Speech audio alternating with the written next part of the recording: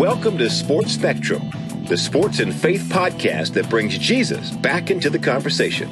Here's your host, Jason Romano. Welcome, everyone, to Sports Spectrum. I'm Jason Romano. Great to have you joining us here today on the show. Want to always encourage you to go to our website, sportspectrum.com. Lots of great content there. A daily devotional, 6 a.m. Eastern, to start your way right with God. You can go right to the website, and it's the first thing you'll see, the Sports Spectrum Daily Devotional at 6 a.m. Eastern. So when you wake up, go to the website. Great 30-second to 1 minute to 2-minute read just to get your day started right with God. And then, of course, we have this podcast, which is out there every morning as well on our website. But then we have content all day long, articles on the intersection of sports and faith, featuring athletes, coaches, anyone that can connect the world of sports with the world of faith and Jesus. We're going to write about it. And so that's actually a challenge to you that are listening to reach out to me. If you have a great story that you think is worthy of us covering, send me an email, jason@sportspectrum.com, jason@sportspectrum.com. And it doesn't have to be a Major League Baseball player like Danny Graves, who's our guest here today on the show. It can be a high school coach. It can be a little league, a minor leaguer, a young toddler. It could be all sports. Whatever it is that connects sports and faith, we want to hear about it. We want to be able to tell those stories, whether it's on our podcast or through our website and the articles that we write. So please reach out, give me an email, send me an email, jason@sportspectrum.com. Would love to hear your stories and your ideas for guests and people to cover on the world of sports and faith. Today on the show, we welcome Danny Graves. Danny is a former Major League Baseball pitcher. He was selected in the 4th round of the 1994 MLB Amateur Draft by the Cleveland Indians, played his college ball at the U, Miami University in Florida, made his Major League Baseball debut July 13th, 1996 with Cleveland, and then came over to the Reds in 1997, and that's where he spent the majority of his career. From 1997 to 2005 with the Cincinnati Reds, had 182 career saves, a 2-time Major League Baseball All-Star selection in 2000 and in 2004. We have a couple good MLB All-Star stories for you on this podcast.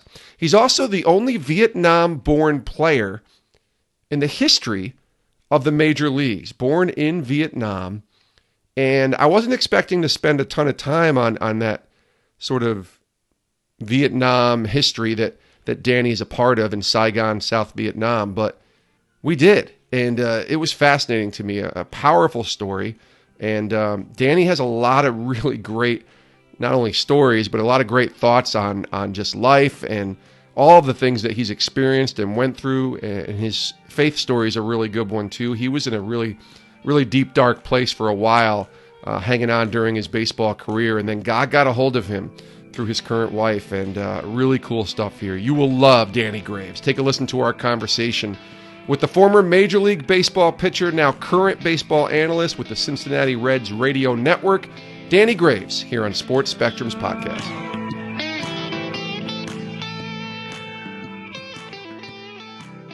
Danny, welcome to the show. Thank you, Jason. I'm so excited about this, and I really appreciate you asking me to be a part of it. Absolutely. It's been fun kind of going back and forth a little bit on social media, on Twitter. And then just before I hit record here, I just asked how you're doing. You said you were finishing up a little homework. So I presumed it was getting ready for a game or scouting or tracking something, but it's a little more than that. You're actually doing real homework, aren't you? Yes, that's funny that you call it real homework. Yeah, it's real homework that I haven't done in 25 years. So it's not homework to get ready and prepare for a baseball game or scouting or playoffs or anything like that. It's actual school. I've enrolled back in school at the University of Miami. I do all my classes online. I actually had to go back recently and physically be at Miami to take a final exam for a finite mathematics class, which I did pass, thankfully. Congratulations. Thank you. That was a very stressful time, let me tell you, because that finite mathematics is not easy, and but it was a great challenge for me. But so, back to the story of going back to school. I was 30 credits away from graduation, and of course, when I left Miami. I left as a junior. I got drafted and continued to play. My career kind of went on for a long time and never really had time to go back. And by the time I retired, I just didn't think that I really needed to go back because, I was still working and still doing stuff in the baseball world. So yeah. I decided, let's just continue baseball. So anyways, long story short, a former teammate of mine, when I was in school at Miami, I was a freshman. He was a senior. Gino DeMari is his name. He was actually an assistant coach at Miami for years now. The head coach, who was Jim Morris, retired after 20 plus years. And Gino got the head coaching job. And it's something that he'd always wanted, something that he looked forward to for years. So I called him to congratulate him. And I jokingly said to him, hey, man, if I decide to go back to school, will Miami pay for it? And honestly, total joke. I wasn't expecting anything. He told me, yes, we absolutely would pay for it. And I said, wait, are you serious? And he said, absolutely serious. We'll pay for whatever your scholarship was worth. We will take care of that. And at the time, 25 years ago, they were giving away full scholarships. So I thankfully had a full scholarship. So everything was taken care of.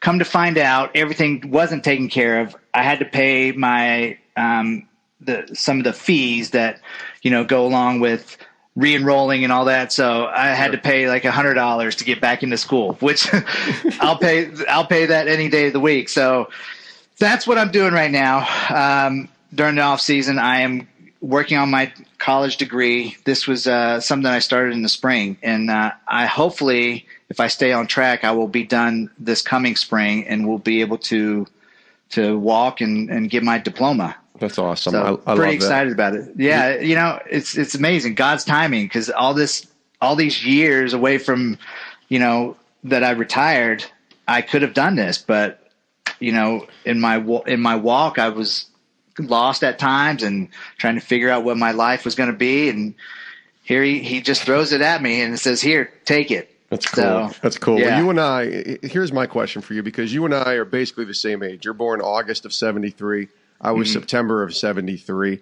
And I have zero desire to go back to college. People have asked me, I have my bachelor's degree. I didn't go any further than that. But people ask me, would you want to go back to college, even going back to like a Bible school or seminary or anything like that? And I have no problem with learning. I want to learn every day. I'm reading books and taking notes, and certainly in my faith walk, learning more and more about God every day.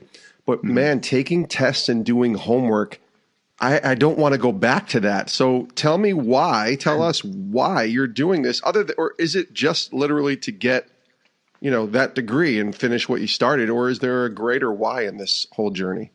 Well, there's lots of reasons. I've always wanted to go back and finish what I started. And I think a lot of people, a lot of athletes especially, would say that they want to do it to make their parents proud. Sure. And my mom has always wanted me to go back and graduate. She was for years and years would say, "Why don't you do it? Why don't you do it?" And so when I told her that I was doing it, it was the happiest I've ever seen her.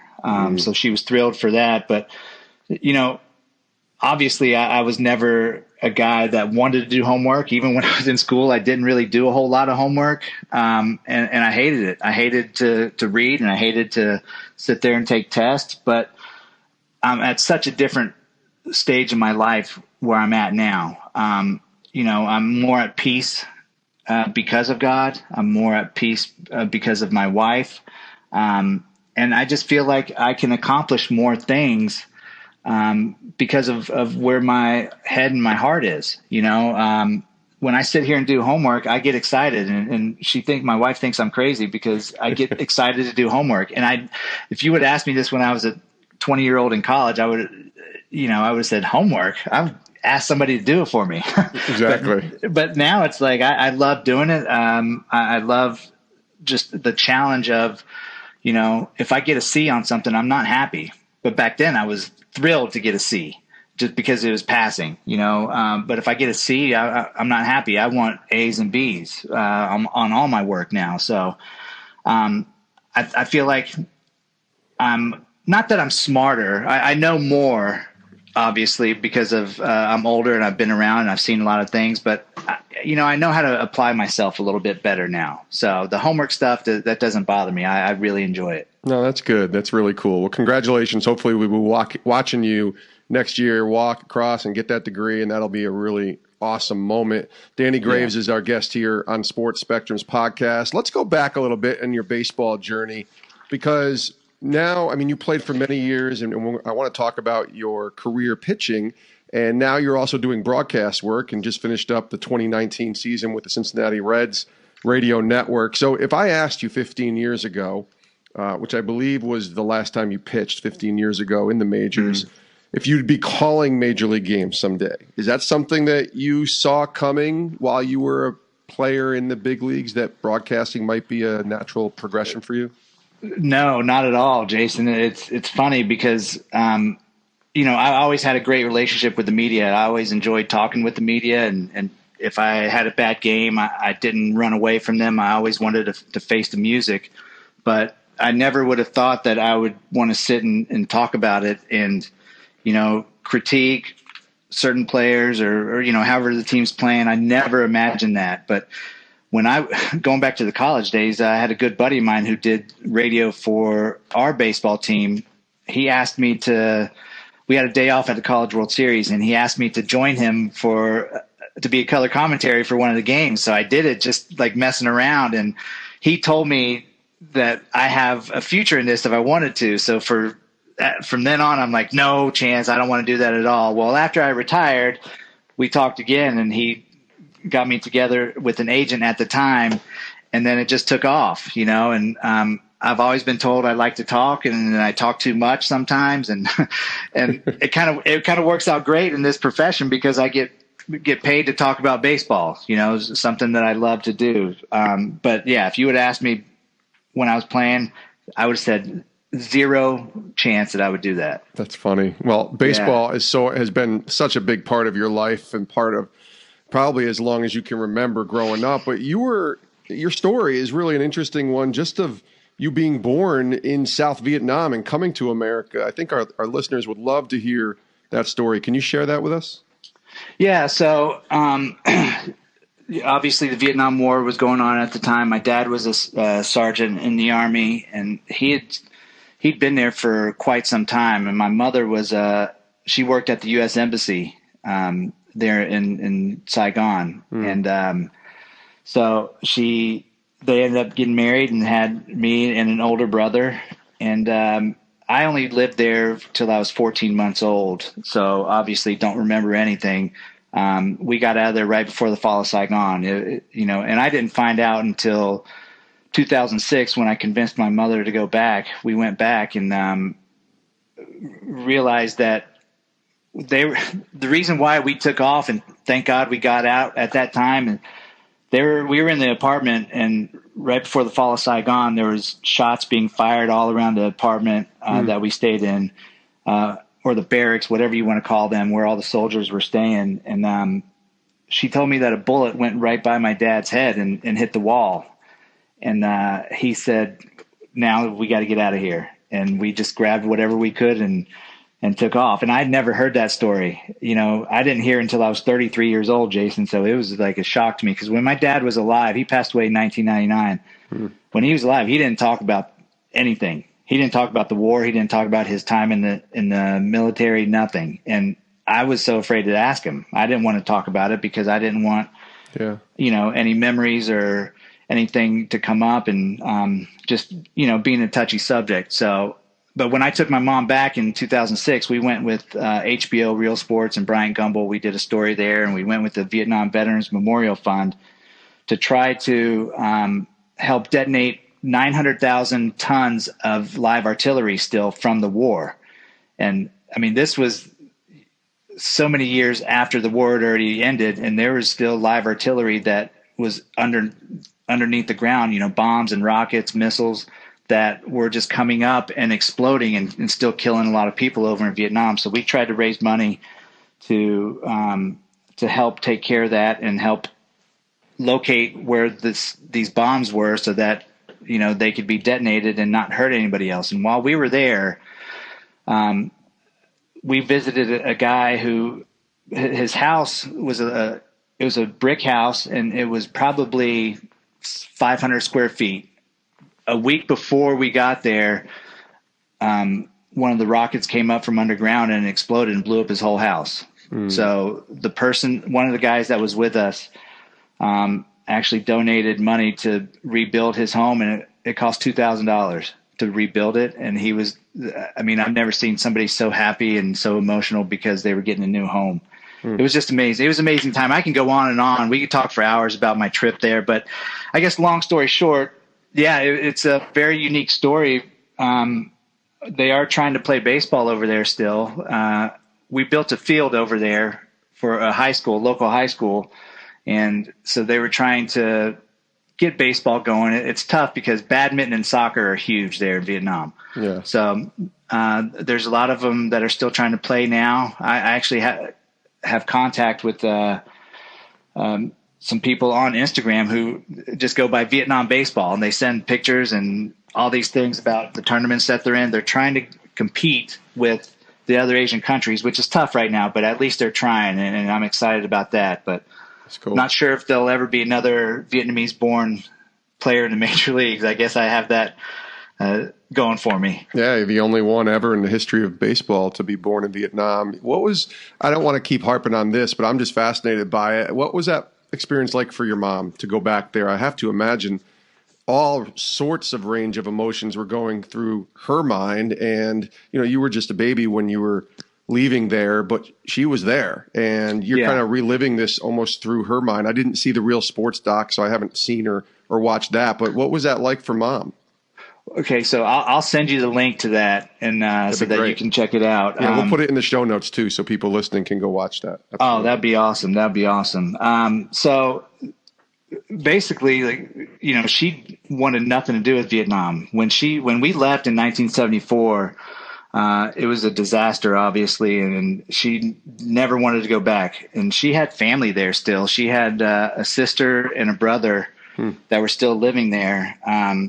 So she would keep in contact with them, but she wanted nothing to do with Vietnam. She thought that if she ever went back, that the communists would keep her and not allow her to leave the country again, even though she was an American citizen. So, she really thought that no way a Vietnamese woman could go back and then leave. So I convinced her, the embassy convinced her, the Vietnam Veterans Memorial Fund convinced her that it's completely safe to go back there. So we went back, and it was very emotional for her. There was a lot of times where I would just look at her and she would have tears in her eyes and just not say anything. And I was so afraid to talk about it. I just wanted her to be vocal if she wanted to. But thankfully, Bryant Gumbel, who was awesome, he got a lot of stuff out of her. He knows how to ask the right questions to not make her feel scared. So he got a lot out of her. And we got on camera live her and her sister reuniting after 30 years, which was, oh my gosh, it was absolutely amazing. I mean, you talk about people crying that weren't even involved. Everybody that was there were crying. So it was just an amazing, it was absolutely incredible. And she loved it. She loved every bit of it, Jason. And she's like, I wish I would have came back here sooner. I wish I would have brought your father back here because he loved this country. And I'm like, really? He did? Like, he never talked about it. And she said he didn't want to talk about it. Right. And then that was it. And I was like, I'm not going to say anything else. But she liked it so much that she went back last year and took my oldest son to back there to see how it was. And that's great. We actually went back to that apartment that I was telling you about that the bullets came through. We went back, and the people that lived there let us come in and check it out. So that was pretty cool too.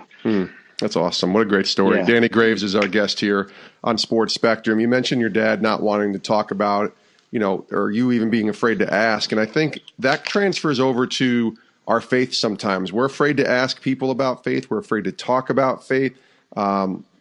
most people don't get asked about it, especially athletes, unless they're talking on a podcast like this to me, because they're asked about sports and their performance and all that.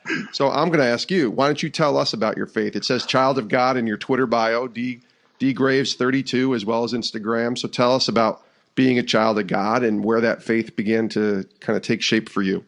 Yeah. So, when you mention that most athletes, people don't know the beliefs of most athletes. I can tell you back when I played, it was even worse. Like religion, God was not talked about a whole lot back then. We had chapel every Sunday. And to me at that time was, okay, go to chapel and then do whatever you want during the week, and then go to chapel again and do whatever you want, and then everything would be fine. And I had a coach and some teammates that tried to, bring me to their side and see what it really is to have a relationship with God. And I just kept saying, everything's great. I'm getting contracts. I'm getting money. I'm having this great career. I'm okay. Let me just, do my thing. And so I continued to do that. And of course, things went downhill. Obviously I let the enemy in too much. And, where I am in my walk now, I look back and I'm thinking, oh my gosh, that was a disaster. What was I thinking? Why was I such a bad person? A lot of people would say that I wasn't a bad person, but I was kind to most, but I still wasn't living the way that I think God wanted me to live, wanted all of us to live. So I was doing things that I shouldn't have been doing during my first marriage. It got so bad after we got divorced in our first marriage that I just was drinking and doing drugs and doing whatever I could just to ease the pain and not have to worry about why I was so depressed and why I was so just mentally out of it. And, at what point in your life is that, Danny, when that's all happening? Is it post-career or during your career? No, it was during. It was towards. It was 2003 is when it started. Okay. That was the year that I was a starting pitcher that year. And all the other years I was a reliever. That was a year that I started, and I just wasn't very good. So mentally, I couldn't handle it. And that just unfortunately was the year that I was told that my wife was having an affair. So all this stuff was going on all at the same time. And my only way out, Jason, was after the games, I was going to go do whatever I wanted to and get as drunk as I wanted to and wake up the next morning and go to the ballpark and act like everything's okay. So, I did that for quite some time. And I finally was encouraged to see a psychiatrist. And I did, and got on medication, and things started to get better. But then we ended up getting divorced. I tried to stay with her for a little bit because we had children together, and but that didn't work out. So I ended up getting divorced. And 2006 was my last year in the big leagues. I couldn't get back into baseball, so it kind of started spiraling again. I started to, let me just do what I want to do. Because I can't play baseball anymore. I ended up going to independent league up in Long Island, New York for Long Island Ducks. I played there for a year, and that was a disaster. That was awful. On the field and in the clubhouse was great, but that was probably the worst year that I had mentally and, emotionally. Just everything was awful. I laid down on the side of the street, not caring what would happen to me, after a night of just binging. And thankfully, one of my teammates picked me up and carried me inside. And at that moment, I'd say less than a week later, I got introduced to my current wife. Okay. We had mutual friends. One of my teammates' wife was friends with her. Her husband, when they were married, we had the same stories basically. And so they just wanted us to talk and to see where it went from there. And we actually talked on the phone for 2 months before we even saw each other. We ended up, being together, and she's the one, Jason. She's the one that made me realize what it was to have a real relationship with God. And I know that's always long-winded to get back to God, but I was, trying to get everything out there in a short amount of time. But she was my path. She was who God sent to get me on the right track. And, I don't believe in coincidence, since where my faith is right now. I believe that God does these things. It's not a coincidence that something happens. It's not a coincidence that when I laid on the side of the road, next thing you know, my current wife comes into the picture, and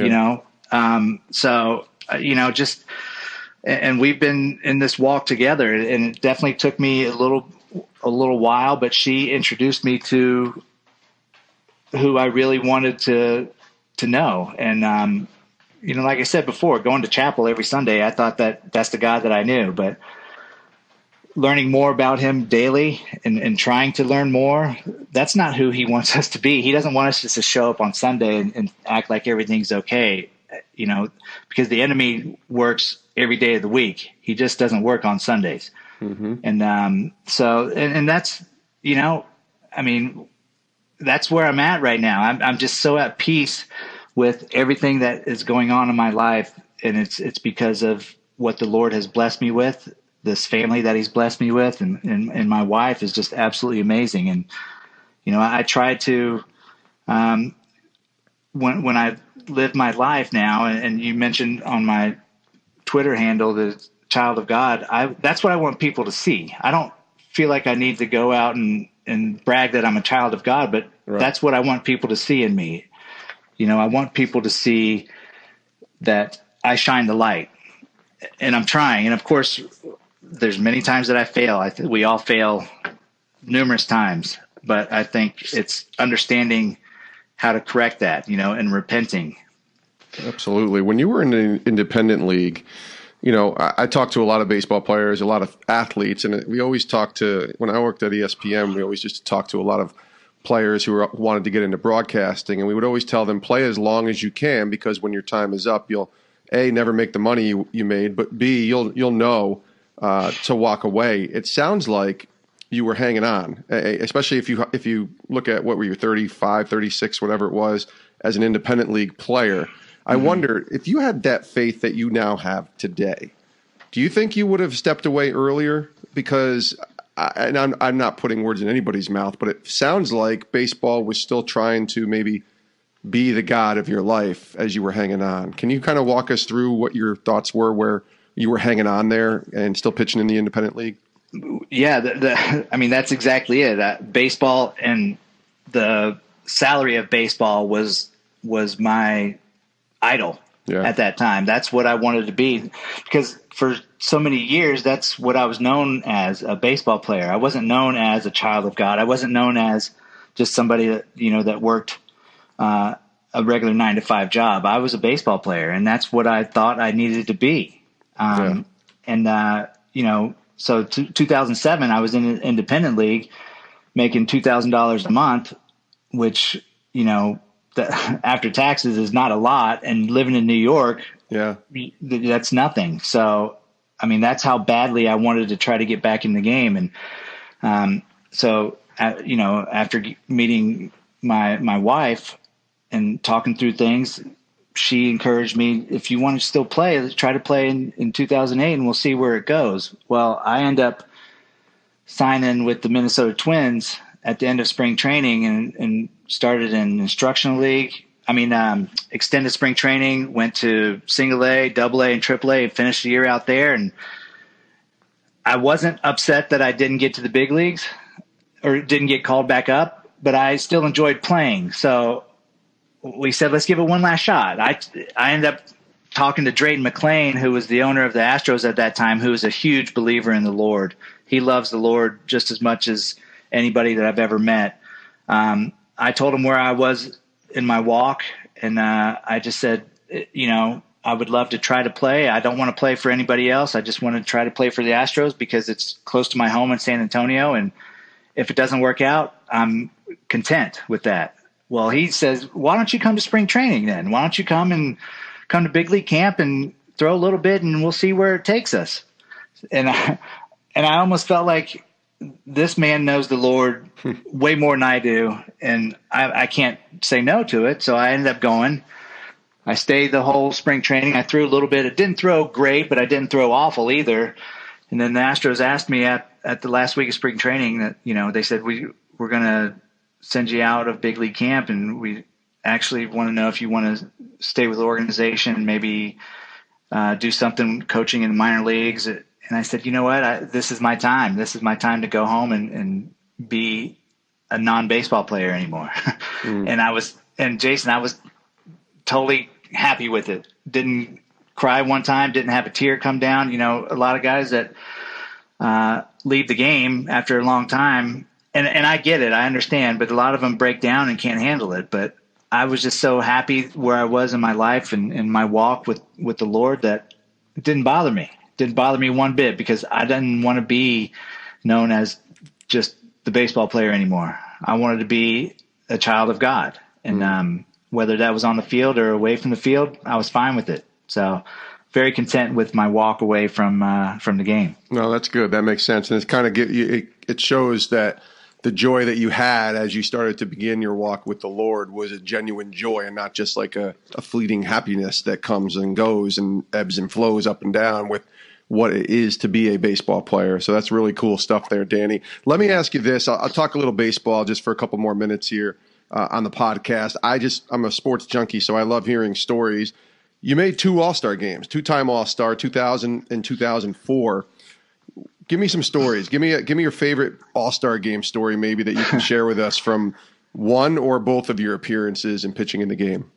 So in 2000, and this, I was only in the big leagues for, I guess, 3 years maybe at the time, or close to 3 or 4 years at the time. And so I get named as an alternate because Greg Maddux was named to the team, and he backed out because he had just pitched, or he was going to pitch, or something. So whatever, they needed another guy. They needed an alternate.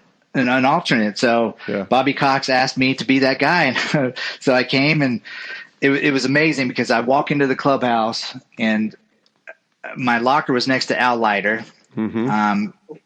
I can't remember who was on the other side of me. Maybe been Carlos Zambrano or Miguel Cabrera. Okay. One of them. Anyways, so I'm just sitting there in awe of what's going on around here. Well, John Smoltz, the game was in Atlanta. John Smoltz was hurt that year, but he was in the clubhouse, and he walked up to me and congratulated me. And I was like, oh my gosh, John Smoltz just said my name. And I was just totally like floored.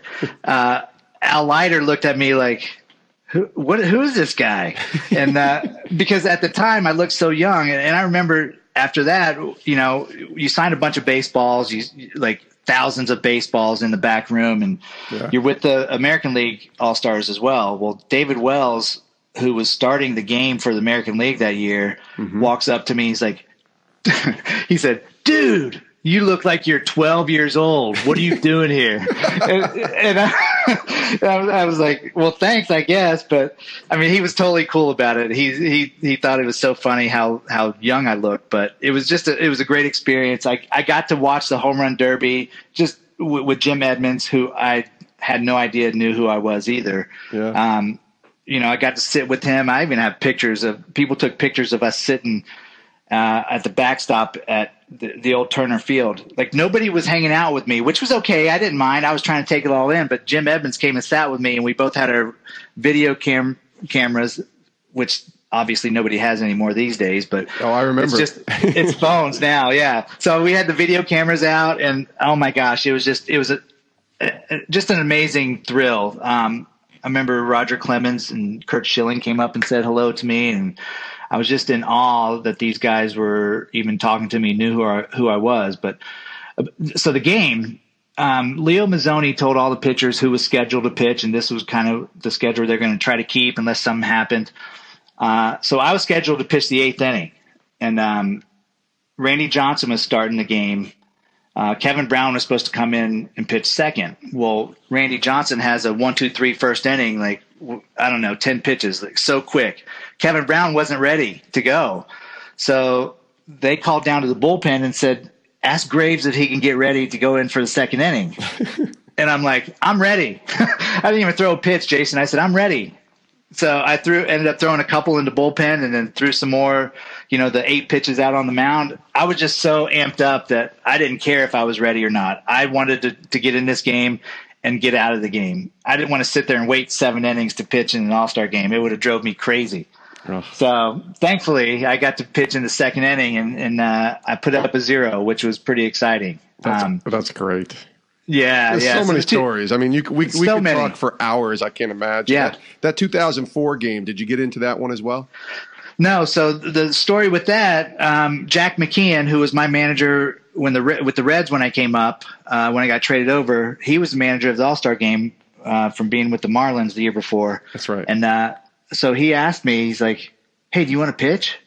And I said, you know what? Actually, Jack, I really don't. I'd like to sit and watch and take this one in because I didn't get to everything happened so fast in the first one, Yeah. And I just wanted to sit there and watch. And he's like, okay, you won't pitch. So then I guess it was about the 7th or 8th inning, they called down to the bullpen and then they said, okay, ask Eric Gagne and Graves if they want to split this inning. And I looked at Gagne. I'm like, dude, I really don't want to pitch. And he's like, okay, I'll pitch. I'll throw. I'll go pitch. I mean, people wanted to see Gagne anyways. They didn't want to see me. Like that's the thought that I had. This guy that year, he had like 72 saves in a row. It was ridiculous. And he was welcome to the jungle. He was the guy that was just unhittable. I don't know if he might have won a Cy Young that year. Anyways, they want to see him pitch. They don't want to see me pitch. So I was like, I don't want to pitch. I just want to watch.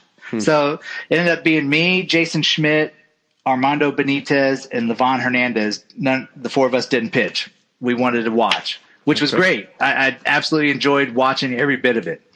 That's awesome. I'm looking at the roster here as we talk and just some of the guys. I'm just going to name a couple names from – this is the 04 team. It had Pudge Rodriguez, Alfonso Soriano, Alex Rodriguez, Derek Jeter, Vlad Guerrero, Manny Ramirez, Ichiro, Piazza's on the National League team with Pujols and just some legendary names. Ken Griffey Jr. was a teammate of yours, Barry Bonds, Sammy Sosa. That era, unfortunately, is so frowned upon now, I think, in a lot of ways, but because of the steroid era. But I just I don't look at it that way. Like, that was where baseball came back. I was, in my mid-20s, I guess, in 98 when, and you were in the game at that time in Cincinnati, McGuire and Sosa, and then watching guys like Clemens and Bonds and Piazza and all these amazing players and Griffey and just it was such a great time. And yet the steroid cloud just hinders, I think, a lot of people's judgment on how we're supposed to remember that era, what guys to put in the Hall of Fame and what guys not to. It's such a bizarre time. How do you look back? Obviously, you were pitching during that time, but now you're an analyst and you're a broadcaster. So what's your opinion on us fans and how we can look back at that era? Well, my take on it, I agree with you, first of all, what you were saying about, the 98 season, the home run race and bringing everybody back to baseball. That was an amazing moment for Major League Baseball, and to be a part of that, when you're on an opposing team in the same division as those two guys, it's like you don't want to lose and give it up to them, but it's okay if you do, because of this is what baseball needs to bring everybody back after the strike a few years prior. Right. But my take on that, I don't fault any of those guys who did it, who wanted to enhance their performance, because let's all be honest, it wasn't illegal at the time. It wasn't banned. It wasn't frowned upon. I think even, and I say this with speculation, that I believe that Bud Selig knew everything was going on, and he was okay with it because it brought people back to baseball. That's what people wanted to see, the home run race, these giant humans hitting balls extremely far. And I was totally okay with it because, at the same time, I had the opportunity to do that. I could have done that. to sit there and compete with those guys. I chose not to. But the way I look at it now is once the rules got put in place and once there's certain medications, certain things that you cannot take, certain vitamins that you cannot take that are on the banned list. If you get caught with that, you need to be gone. You need to be gone. It's not just, to me, it's not just the short suspension.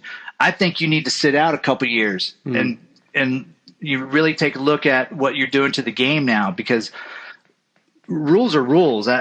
Back then they weren't the rules, so do whatever you want to do. Now that they are rules, you know what you should be taking and shouldn't be taking. So if you get caught and you say, I didn't willingly take this, well, I try to give people the benefit of the doubt, but I don't believe it. Yeah. Because how do you not know that you're putting something in your body unless you have somebody on your team that's trying to sabotage you? But, I just don't think that that's where the game needs to be right now. And unfortunately, when these guys get popped now, it reminds everybody of the steroid era. But the steroid era was legal. Right. So I'm not mad at anybody for doing it at all.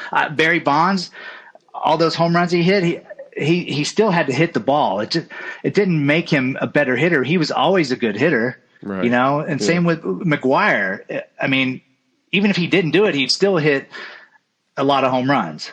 But it was just something that the fans enjoyed. It's something that kept these guys on the field, and it's something that got Major League Baseball and Bud Selig a lot more money. Oh, yeah. Yeah. And it brought the fans back, too. I mean, you talk about that 98 season and the fans were back, and the Yankees running 99, 2000, 2001, and then Bonds breaking the home run record. Like, baseball was back and people were genuinely fascinated and interested in it. So absolutely. Yeah, I think there's good in that respect, and I think you make a great point. Danny, as we close here, and thanks again for your time, last couple questions. I think the first question might be an interesting one to ask. So 22-year-old Danny Graves in 1990, I guess that would be 95. You made your debut in 96 at 20, almost 23 years old. 22-year-old Danny Graves somehow goes through the DeLorean time machine and is talking to 46-year-old Danny Graves today. And you have that one piece of advice, that one, gosh, kid, if you could have just gotten this, it would have been a different kind of journey for you. What would that advice have been that you would share to your younger self?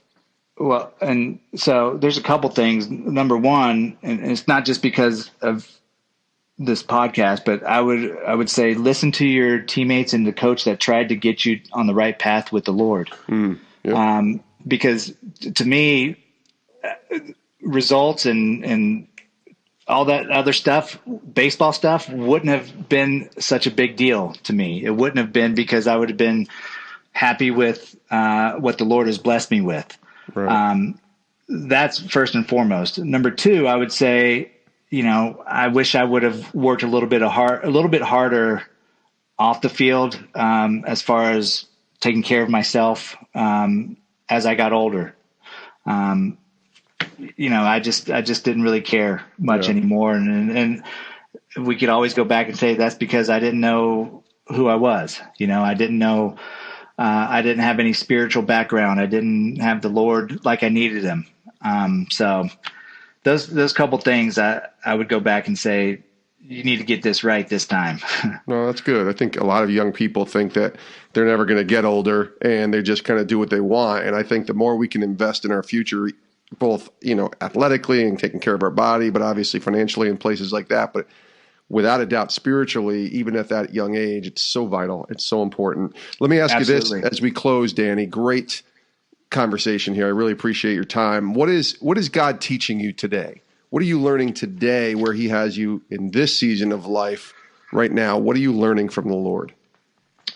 Well, really the main thing, and, I love the church that I go to. It's Community Bible Church here in San Antonio. Our pastor is Ed Newton.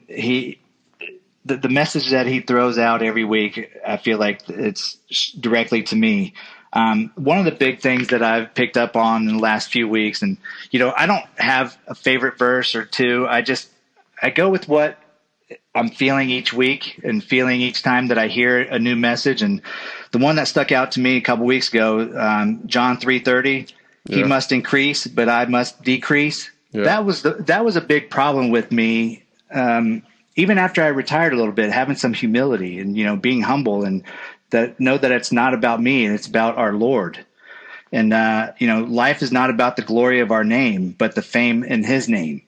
And that to me is what I'm trying daily to remember, that it is not about me. Whatever we do in life, whether I'm going back to school or working for the Reds or whatever I'm doing, it's about being able to shine that light for him, and that's one of those things that I wish that I could just get out there to people, that we all need to understand that we are blessed with so many things.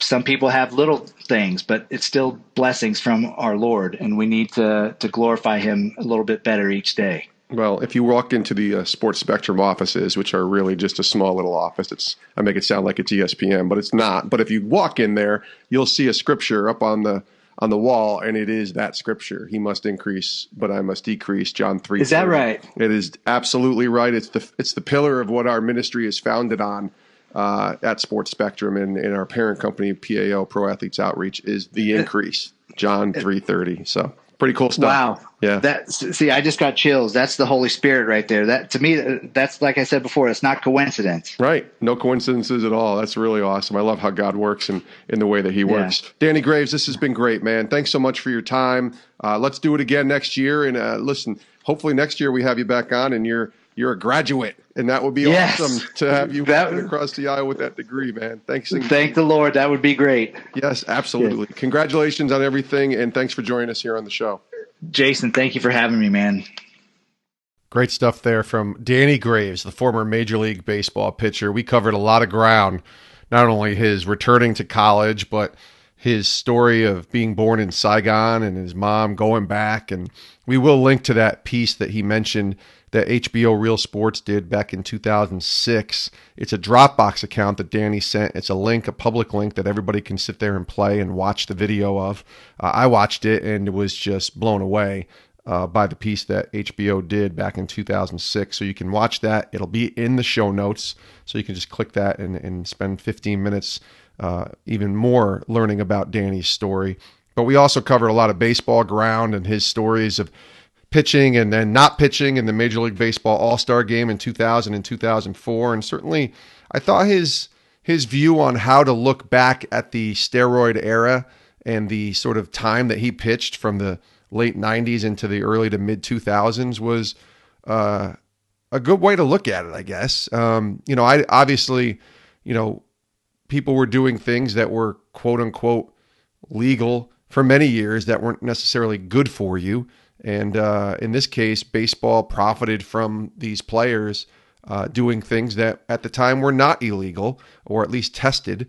And once they became tested, that's when you saw guys get busted and get in trouble. And really fascinating look at the baseball side of Danny's journey and his faith journey as well. I mean, what a deep, dark place he was in at the end of his career, being in the independent league in Long Island and basically drinking and drugs and depression. And all of a sudden he's introduced to this woman and God does the rest. And suddenly Danny is just, and has been now for a while living for the Lord. So lots of awesome stuff here. Thanks to Danny Graves for being here on the show. You can follow him on Twitter and Instagram. Just search Danny Graves or look up the handle at dgravy32 and let him know that you heard his story here on Sports Spectrum's podcast.